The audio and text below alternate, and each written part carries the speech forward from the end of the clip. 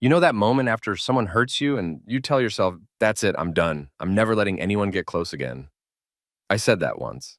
Actually, I said it many times, but I only truly meant it the day I sat in my car, windows fogged, trying not to cry over someone who didn't even notice they'd crushed me.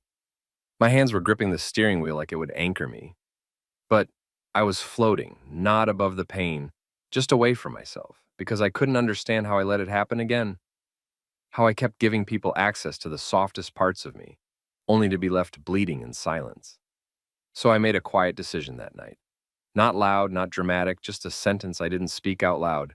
You won't be able to touch me next time.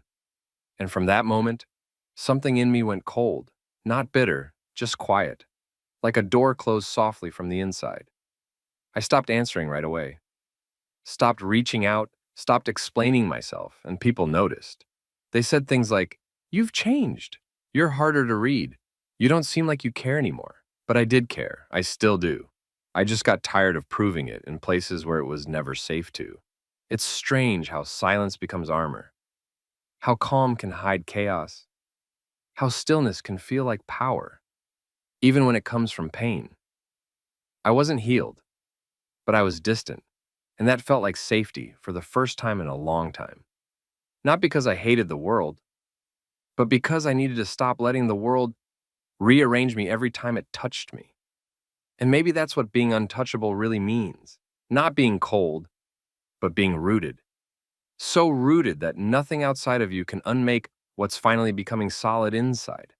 The days after that moment in the car felt different. I still went through the motions, brushed my teeth, answered messages, laughed at things that were funny. But there was this quiet gap between me and the world now. Like I was watching my life through a window, not living it. People talked, I listened, but I stopped letting their words sink into my skin. Even compliments rolled off too fast. Even apologies didn't sting or soothe. I wasn't angry, just tired. Tired of giving emotional access to people who never asked, "Can I come in?" Tired of explaining feelings to people who only listened to reply. Tired of trusting that maybe this time someone would understand me fully and being wrong. So I didn't tell anyone when I was struggling. Didn't show the moments where I stared at my ceiling, wondering how I became so detached. I just folded the pain into silence, and that silence became part of my personality. I started to seem calm all the time. People said I was wise, peaceful, grounded, but inside I was just managing how much I let people see, managing how much of myself I offered, managing how much energy I spent recovering from emotional bruises no one knew they gave me. It was a kind of quiet strength, but it came with loneliness, because no one knew how deeply I still cared. No one saw how often I held back words like, "I miss you," "that hurt," or "I need you to show up differently." I swallowed those sentences until I forgot how to say them.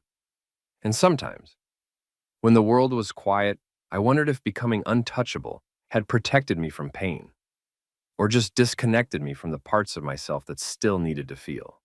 One night, I caught myself in the mirror. It was late, I had just turned off the lights, but I forgot something, so I walked past the hallway and glanced toward the glass, and I froze. Not because I looked bad, but because I didn't recognize the softness in my own face. Not the emotional kind, the emptied kind, like there was no spark behind the eyes, just quiet, just tired, just done. And I stood there for a minute, staring, studying the way my shoulders had learned to fall forward, the way my jaw always held this quiet tension, like I was bracing for disappointment even in sleep. I whispered, "Why do I feel nothing?" Not in a dramatic way, not out of fear, but in a way that sounded more like surrender. Like I was asking someone, anyone, to give me permission to feel again. But no one answered. Just the silence of the room. Just the faint hum of the fridge, the quiet ticking of a clock I no longer noticed. That's when I realized I had built walls so high even I couldn't hear my own heart anymore. I had muted everything just to protect something I didn't even know how to name. But pain has a strange way of staying with you. Even when you don't let it speak, it finds other ways to live in you. In your habits, in your lack of laughter, in the way you never quite let anyone get close. And when you carry it long enough, you start confusing safety with silence, stillness with strength, numbness with healing. But I wasn't healed. I was hidden. And sometimes I miss the old me, the version that cried too easily. Who got too excited? Who let people in too fast? Who believed love could actually stay? And I wondered quietly, was being untouchable really worth becoming unreachable? I don't know when exactly it started changing. There wasn't a single day where I woke up and said, I want to feel again. It was slower than that, like fog lifting in patches, like warmth returning to a room that had been cold for too long. It began with small things. A song that made me close my eyes instead of skipping it. A friend's message I didn't leave unread. A moment in the shower when I cried, just a little. Not because I was falling apart, but because something inside me whispered, "You're still here." That voice, it didn't sound like the one who built the walls. It sounded like the one who existed before them, the one who wanted connection, the one who laughed loud, felt deep, trusted quickly, the one I thought I had buried to protect myself. And for the first time in a long time, I didn't shame that part. I didn't silence it. I just listened. I didn't tear down the walls all at once. I didn't run back to the people who hurt me. But I let the light in, just a little, enough to soften the edges, enough to remind me that being untouchable doesn't mean being invincible. It doesn't mean you win. Because sometimes, in trying to hurt less, we start to feel less.